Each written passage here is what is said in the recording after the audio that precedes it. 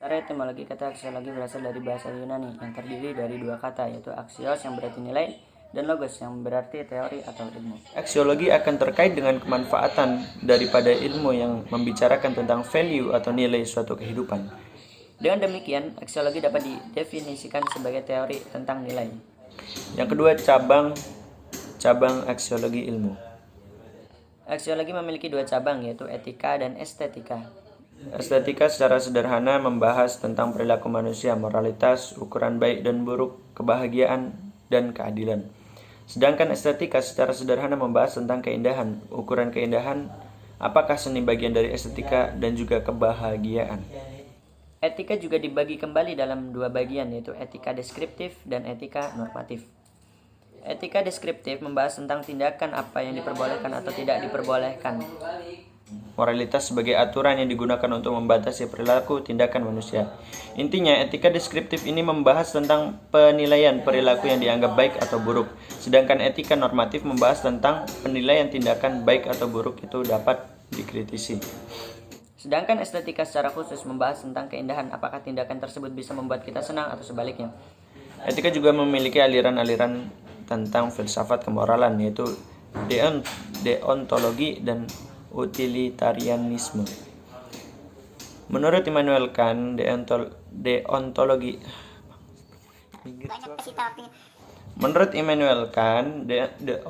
adalah sebuah aliran yang berpandangan bahwa perilaku atau tindakan manusia harus sesuai dengan aturan norma yang berlaku saat itu. Contohnya, orang yang paling jujur sekalipun harus tetap menaati aturan moral pada saat itu. Utilitarianisme ialah sebuah aliran yang berpandangan bahwa perilaku atau tindakan manusia yang diambil harus memikirkan konsekuensi yang diterimanya.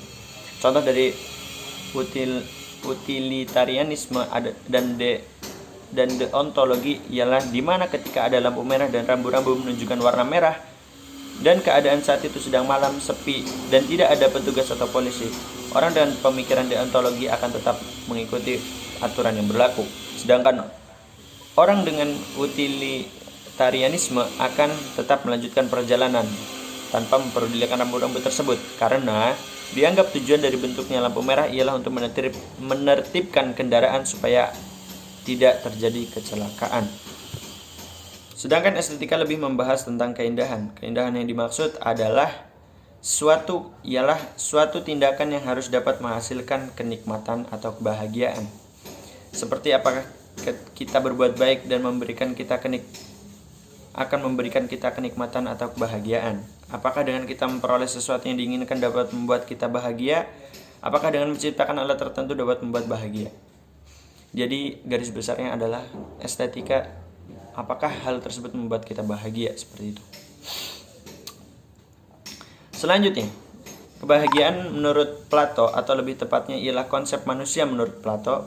Plato membaginya menjadi 4 bagian, yaitu Epitumia, tumos, logos, tikon, dan eros. Epitumia ialah nafsu rendah yang dapat diartikan seperti nafsu yang hanya dalam lingkup makan, minum, tidur, dan seks. Inti dari epitumia ialah segala jenis kegiatan hanya untuk mengisi kebutuhan fisiknya saja. Lalu ada tumas, ialah nafsu tinggi yang dapat diartikan sebagai harga diri, status, dan ego. Inti dari tumas ialah ke dalam jenis kegiatan hanya untuk mendapatkan pengakuan dan status sosial. Lalu ada logostikon, Ialah pusat pengendalian dari jiwa dan raga, dan juga menjadi pusat pengendalian epitumia dan tumos. dan satu lagi ada eros. Ialah sisi lain dari logostikon, yang dimana logostikon mengendalikan jiwa dengan akal, sedangkan eros mengendalikan jiwa dengan hati. Atau secara sederhana, eros ialah sisi irasional dari logostikon yang rasional. Pertama adalah moral. Peran utama aksiologis ini adalah memberi arah pada manusia untuk melakukan suatu tindakan yang lebih baik.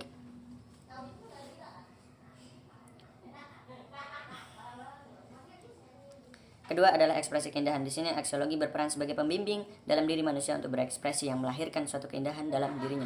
Ketiga yaitu sosial politik. Pada tindakan ini aksiologi berperan sebagai sarana proses sosialisasi manusia. Dan yang selanjutnya adalah 3. Fungsi aksiologi ilmu. Fungsi aksiologi ilmu pengetahuan sebagai strategi untuk mengantisipasi perkembangan dan teknologi iptek yang tetap berjalan pada alur kemanusiaan. Oleh karena itu, daya kerja aksiologi antara lain: 1. Menjaga dan memberi arah agar proses keilmuan menemukan kebenaran yang hakiki. Yang kedua, dalam pemilihan objek penelaahan dapat dilakukan secara etis, tidak mengubah kodrat manusia dan tidak merendahkan martabat manusia. Yang ketiga, pengembangan ilmu pengetahuan diarahkan untuk dapat meningkatkan taraf hidup yang memperhatikan kodrat dan martabat manusia serta memberikan keseimbangan lewat pemanfaatan ilmu. Yang keempat, hubungan. Dan yang terakhir adalah poin kesimpulan. Aksiologis merupakan ilmu yang mempelajari hakikat dan manfaat yang sebenarnya dari pengetahuan, dan sebenarnya ilmu pengetahuan tidak akan sia-sia kalau bisa memanfaatkannya dengan sebaik-baiknya. Aksiologi memiliki dua cabang, yaitu etika dan estetika. Etika secara sederhana membahas tentang perilaku manusia, moralitas, ukuran baik dan buruk, kebahagiaan, dan keadilan. Sedangkan estetika secara sederhana membahas tentang keindahan, ukuran keindahan, apakah seni bagian dari estetika, dan juga kebahagiaan. Secara garis besar aksiologi ini telah mengajarkan nilai-nilai.